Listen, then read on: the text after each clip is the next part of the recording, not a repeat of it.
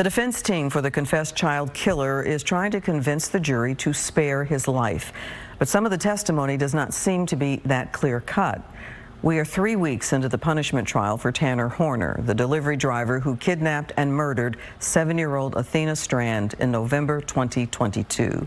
Fox 4's Dionne Anglin continues her coverage of the trial in Fort Worth. Dionne.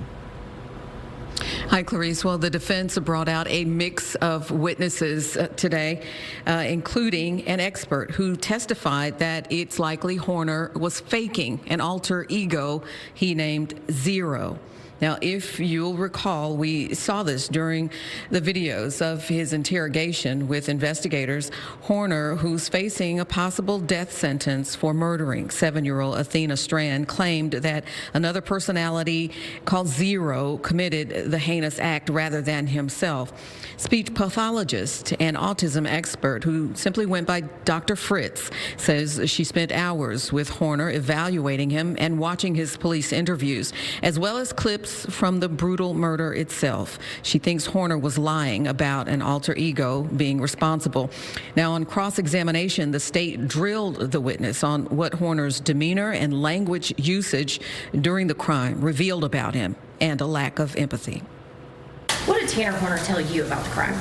Completely lied to me. What did he tell you? Told me there was no backup camera and he hit Athena and freaked out because he didn't know how to handle it. I don't think we got into much more than that. Were you able to see how, I guess, calm he was when he grabbed her and put her into the truck? Yes. At some point, did his language become angry? Hostile, yes. And we've heard the video. He yelled at her, he told her to shut up, called her a multiple profanities. Horrible language, would you agree?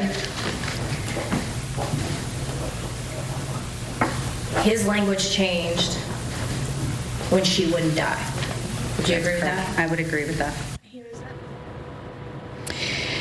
Also, a woman who was Tanner's high school girlfriend also testified today. She told the jury of how she broke things off with him and because she started to see someone else, and he chased her and her new boyfriend on foot, and then later walked 20 miles to her home to confront her about the breakup.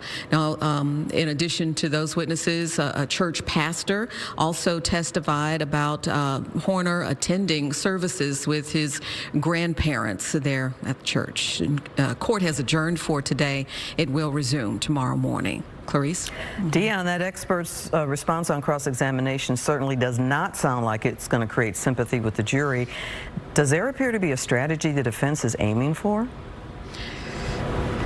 Yeah, we've been asking that question a lot. It is very unclear what the strategy is at this point. Overall, they would have to be convincing a jury that he is not a future danger in order to for him to be spared the death penalty. But whether there's an underlying route they're taking to get to that, it just does not appear to be clear right now. But of course, time will tell.